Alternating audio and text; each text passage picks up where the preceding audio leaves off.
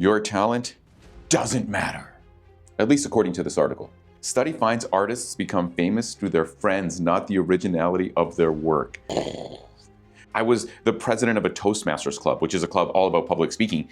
And it was at a university. And this engineering student came up to me and says, listen, I'm doing computer engineering. I got a guaranteed $80,000 right out of university. It's only going to go up from there. Why do I need to learn public speaking? My technical skills are what's going to push me forward. And I remember at the time I was answering him and I was saying, and you'll always work for someone. That's what I was thinking.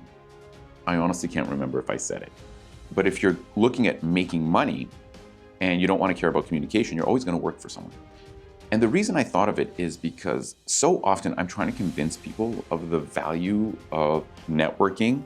But if we want to think about it another way, think about it like this: getting hooked up from a friend. You would be hard pressed in this world to find someone who hasn't gotten an opportunity or a job because a friend hooked them up. And if we substitute engineer for artist, or honestly for anything, the power of a network is the power of growth. But let's take a little bit of a deeper look at this article. The point of the article was to examine the role that creativity and social networks played for these artists in relationship to the level of fame they achieved in a 2018 paper. So this is super interesting because I think in the article they used actually a lot of older artists. So before really the internet was a thing, they talked about these artists and their connections, like who they knew. And it's fascinating to think that the famous artists that we see now, or that we think of as famous artists, we attribute their genius to seeing it. But how many brilliant artists are there that were socially awkward and no one has ever seen their art? People that could blow away what we think of as the great artists in our mind. And there's another way to think about this. I remember watching this musician do a lecture, and he is a road musician. He's been a musician his whole life. He was in his 60s. And he was saying, you know, the greatest musicians out there, you've never heard. The most brilliant guitar players out there, you've never heard them play. But you will hear famous people talk about them. I saw this person once, and that's what made me want to be a guitarist. What separated the celebrity from the person who was never heard from? I mean, there's lots of reasons, but could it have been that the celebrity just got the opportunity? That opportunity came from knowing someone, or someone told them something that they could exploit? And the person who you've never heard of was just busy by himself playing guitar? While past studies have suggested that there is a link between creativity and fame, found in contrast that there was no such correlation for these artists, that talent did not equal success. And it's funny because saying it out loud, we're probably both thinking the same thing. Yeah, no shit. There's lots of talented people that you've never heard of. There are amazing singers that are outside of a bus stop playing their heart out. And you're like, why isn't that person famous? Specifically, the greatest predictor of fame for an artist was having a network of contacts from various countries. And I'm going to give you a personal anecdote to this now. You know, when I was trying to start my public speaking career, and I'll be real with you guys, I'm not very popular on the internet, but I am busy. I travel constantly. I'm always speaking.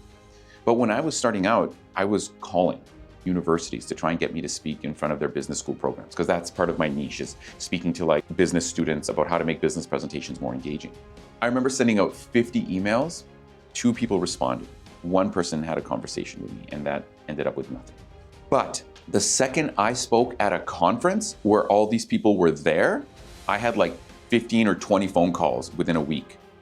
The idea was that I exposed myself to this kind of international community, and that international community, once they knew who I was, once they had already seen it, wanted to talk to me versus me trying to talk to them. And here's the best part. Years ago, I started doing this, but to this day, someone will call me that I've never heard of, and they'll say, so-and-so referred me to you. And I will have no idea who that person is either.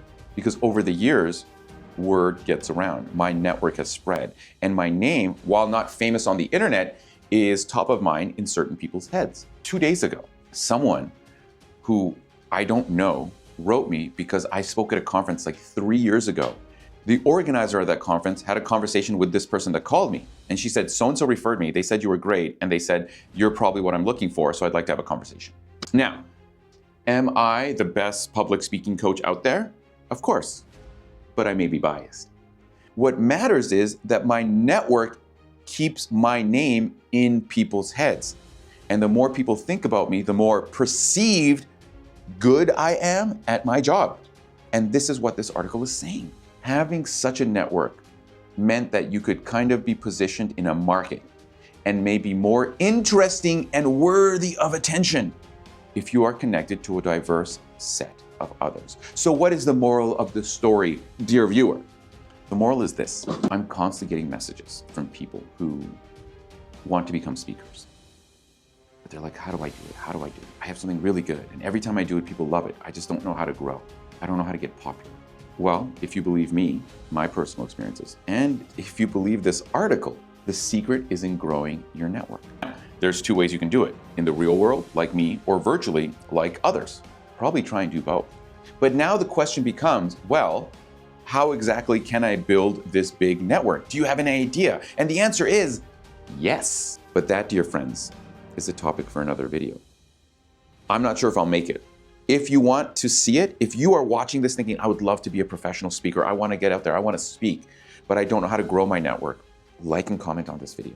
Tell me what you think. Hey, I'd love to know some ways that I could maybe grow my network.